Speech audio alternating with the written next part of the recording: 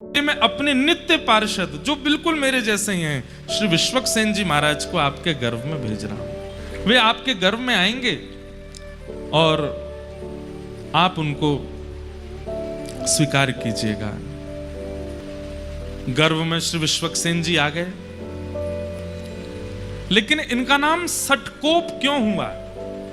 पृथ्वी पर आते इनका नाम सटकोप क्यों पड़ा? उसके पीछे इतनी सुंदर कथा है। लेकिन जैसे ही बालक का जन्म होता है तो गोस्वामी जी कहते हैं कि पृथ्वी पर आते ही माया उसको पकड़ लेती है, माया उसको खींच लेती है। जीव जब तक मातृ गर्भ में होता है वो परम भागवत होता है, ठाकुर जी से उसकी बातें होती हैं। श्रीमद् भागवत जी के कपिल देवूति संवाद में इस बात का प्रस्तुतिकरण है कि उसकी ठाकुर जी से चर्चा होती है। लेकिन जैसे ही उसका जन्म होता है माया उसको ऐसे पकड़ती है, संसार उसको ऐसे पकड़ने लगता है कि फिर वो धीरे धीरे ठाकुर जी से जितनी उसकी चर्चा हुई सब भूल जाता है। लेकिन विश्वक्सेन जी महाराज जी के साथ ऐसा नहीं हुआ। आपका जैसे ही जन्म हुआ तो जन्म लेने के अगले क्षण ही जैसे ही माया आपके ऊपर आक्रमण करने के लिए आई, तो एक तो होता है बालक रोता है, जन्म लेते ही रोता है, पर आपने रुदन ना करते हुए उस सठ माया के ऊपर कोप किया।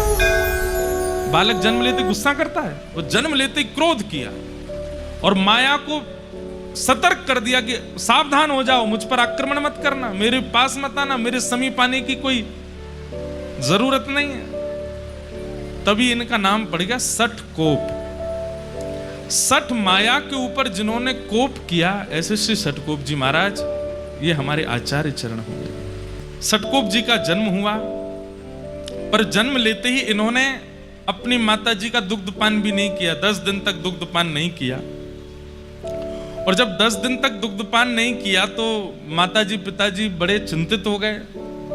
खूब चेष्टाएं की, खूब याचनाएं की, खूब नियम बनाने का प्रयास किया, लेकिन नहीं पिया दुग्ध। तो माता पिता ने सोचा कि शायद ये बालक जीवित नहीं है, कोई चेष्टा कर नहीं रहा है। तो श्री सटकोप जी को एक पास के मंदिर के एक इमली का वृक्ष था, वहीं नीचे लिटा करके माता पिता वहां से निकल गए। वो तो यही चाह रहे थे, माया में फंसने थोड़ी आए हैं, वो तो जीव उद्धार करने के लिए आए, हम लोगों के कल्याण के लिए आए हैं। इमली के वृक्ष के नीचे ही आप रहे। अब आप विचार करिए कितने दिन रहे होंगे वहां। 13 वर्ष तक वहीं